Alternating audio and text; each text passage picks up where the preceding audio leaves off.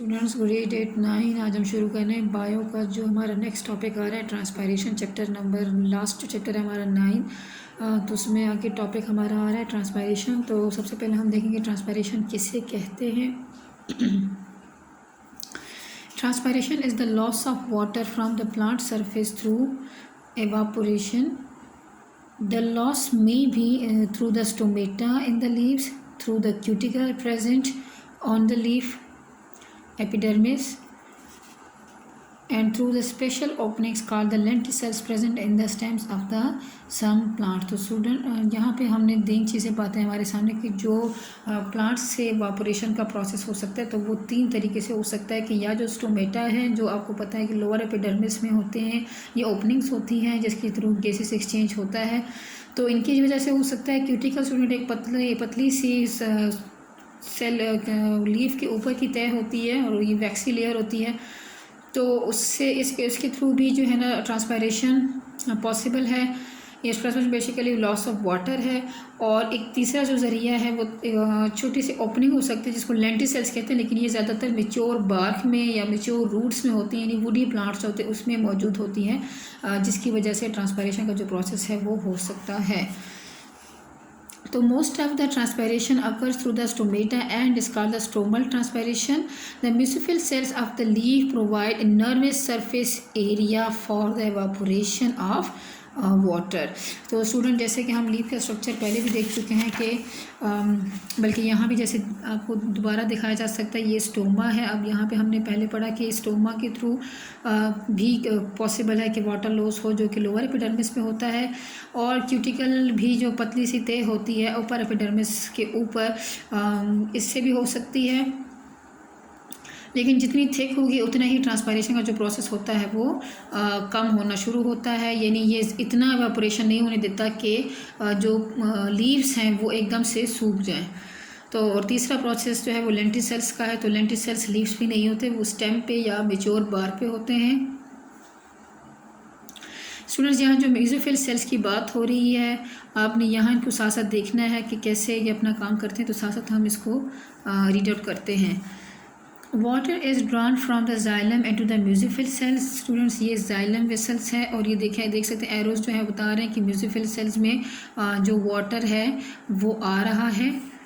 From where it comes out and makes a water film on the cell walls of the mesophyll, from where water evaporates into the air spaces in the leaf। अभी जो air spaces in the leaf में water vapours की शक्ल में जो ज़रूरत से ज़्यादा होंगे तो वो निकलना शुरू हो जाते हैं। By diffusion water vapors then moves from the air spaces towards the stoma and then pass to the outside air। Student हम डिफ्यूजन जानते हैं कि movement of the molecule from higher concentration towards the lower concentration. तो यहाँ पे आप देख सकते हैं कि ये जो मॉलिक्यूल्स हैं ये बाहर की तरफ अब आएंगे, इसमें डिफ्यूजन का प्रोसेस बताया जा रहा है। और ये वाटर फिल्म जो बताई जा रही है ये जैसे ही पानी आता है तो ये सेल मेम्ब्रेन की जो सेल वॉल है उनके ऊपर इकट्ठा होना शुरू हो जाता है और उसके बाद वाटर ड्रॉपलेट्स के जो जब एयर स्पेस में जाता है वो वाटर वेपर्स की शक्ल में फिर बाहर आता है। ब्लॉक से देखिए some plants open their stomata during night when overall water stress is low. रफली 90% of the water that enters a plant is lost via transpiration. मतलब अब जितना भी पानी जो है वो पौधा लेके जा रहा है, मतलब उसके अंदर जाइलम के आ रहा है, तो 90% जो है वो ट्रांसपायरेशन में लॉस हो जाता है। 10% ही ऐसा है जो प्लांट बॉडी उसको अपने अंदर सेव करता है और अपने प्रोसेस के लिए इस्तेमाल करता है। प्रोसेस जैसे ट्रांसपायरेशन और फोटोसिंथेसिस है। तो ये ट्रांसपायरेशन, फोटोसिंथेसिस एंड रेस्पायरेशन, तो इन प्रोसेस के लिए वाटर का ख़ास मकदार में होना बहुत ज़रूरी है। Opening and closing of stomata. Most plants keep their stomata open during the day and close them at night. ज़्यादातर तो ऐसे ही होता है कि दिन में खुला होगा और रात में स्टोमेटा बंद, यानी जो सुराख हैं ये पौधे के बंद होते हैं।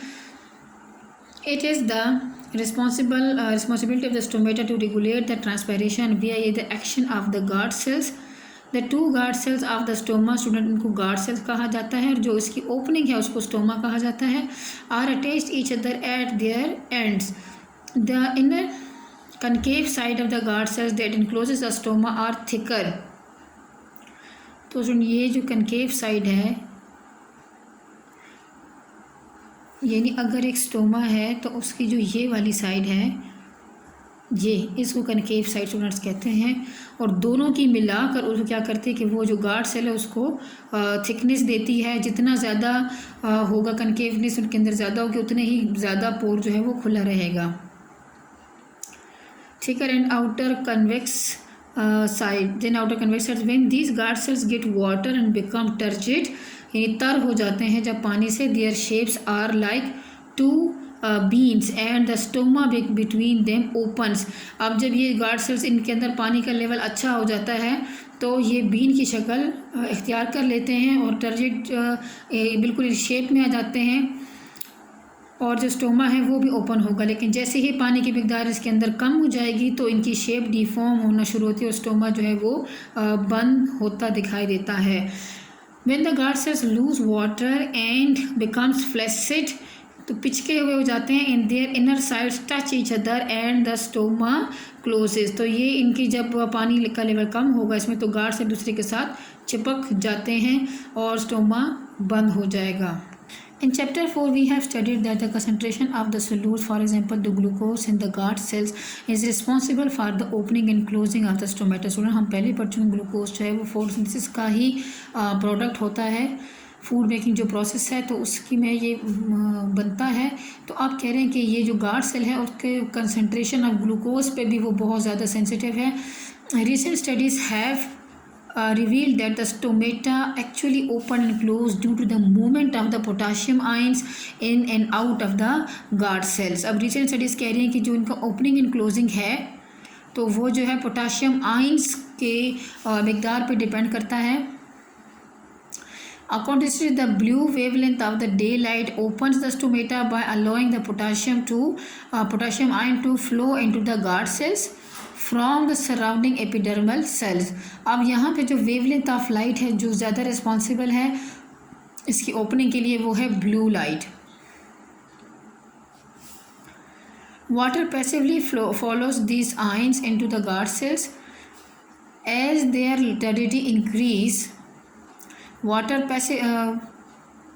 The stoma opens as shown in the figure. अब यहाँ पे देख सकते हैं गार्ड्स के जहाँ पे बंद है स्टोमा बंद हुआ पड़ा है, इट्स मीन कि यहाँ पे ग्लूकोज की मिकदार, या अभी जो जैसे डे टाइम पे बात हो रही कि ब्लू वेवलेंथ ऑफ लाइट जब पड़ती है विजिबल लाइट की पड़े तो वो पोटाशियम आयंस जो हैं वो गार्ड सेल्स के अंदर चले जाते हैं तो वो ओपन होता है, जैसे कि यहाँ पे आपको ओपन दिखाई दे रहा है। टर्जिड भी हैं और शेप इनकी इनर साइड कनकेव है और स्टोमा जो है वो खुला पड़ा। लेकिन जब नाइट का टाइम हो और या फिर अगर इस तरह की लाइट ना मिले या ग्लूकोज की कंसनट्रेशन कम होगी तो फिर जो है वो स्टोमा बंद होता है।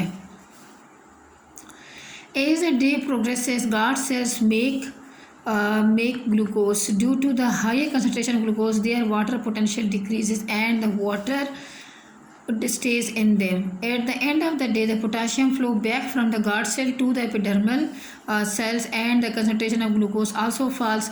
This initiates the loss of water and reduced turgor pressure in the guard cells which causes the closure of stomata। तो स्टूडेंट यहाँ पे हमने बेसिकली क्या चीज़ें देखी कि एक ग्लूकोज की कंसनट्रेशन के लिए बहुत सेंसिटिव है स्टोमेटा का ओपन होना, और दूसरा जो था पोटाशियम पंप जो है यानी पोटाशियम आइंस जो है जब वो फ्लो करेंगे ग्लूकोज वो फ्लो करते हैं ग्लूकोज ज़्यादा होगा तो डे टाइम में और ब्लू वेवलेंथ होगी तो क्या होता है कि उसकी वजह से फिर जो गार्ड सेल्स हैं वो टर्जिड हो जाते हैं, ओपन रहते हैं, स्टोमा ओपन रहता है। तो ये चीज़ें ऐसी हैं जो उसको प्रमोट करती हैं। लेकिन अगर इसका रिवर्स हो जाएगा, मतलब जैसे ही दिन गुज़र जाएगा और तो साथ साथ ग्लूकोज की कंसनट्रेशन कम होगी, पोटाशियम आयन दोबारा एपिडर्मल सेल्स की तरफ वापस चले जाएंगे।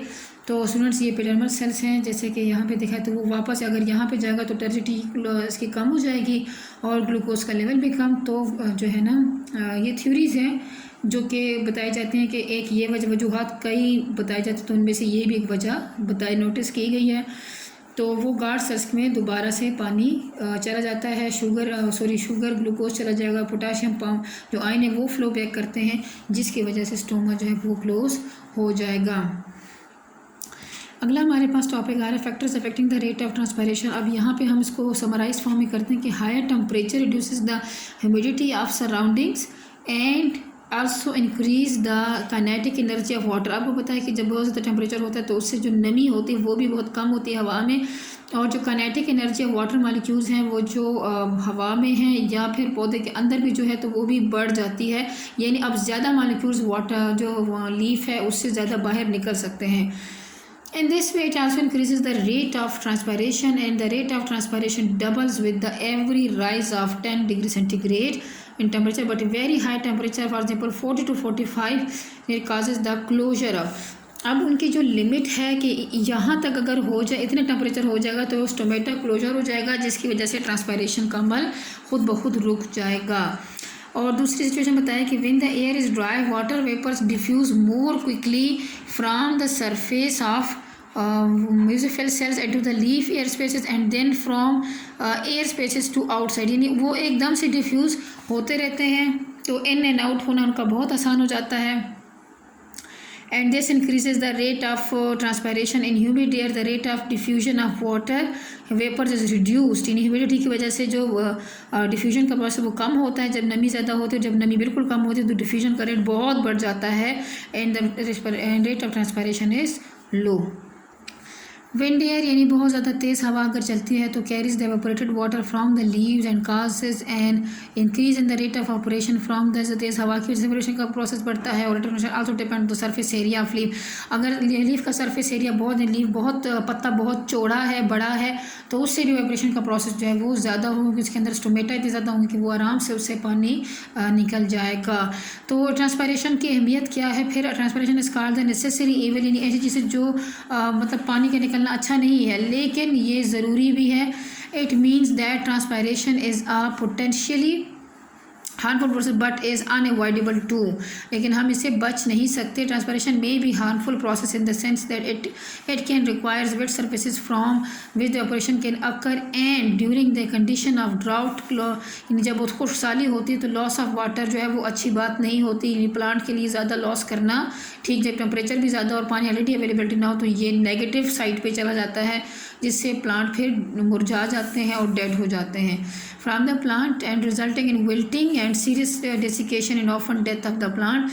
This is the reason that high temperature plant close their stomata and reduce transpiration rate to prevent wilting. On the other hand, transpiration is necessary too. It creates a pulling force called transpirational pull, which is principally responsible for the conduction of water.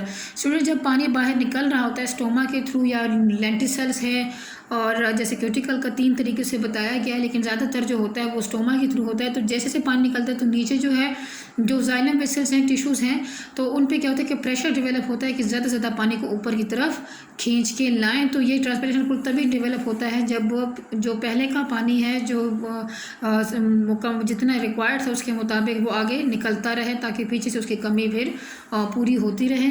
तो student ये फिर अपने points याद रखने। When water transpires from the surface of plant it leaves a cooling effect on plant. तो transpiration का क्या है, जैसे हमें स्वेटिंग होती है तो ये कूलिंग इफेक्ट भी डालती है, इससे हमारे सेल्स जो होते हैं बॉडी के वो ड्राई नहीं होते, इस तरह प्लांट्स के सेल को ड्राई होने से भी बचाता है। This is specially important in warmer environment. Moreover the wet surfaces of leaf cells allow gaseous exchange.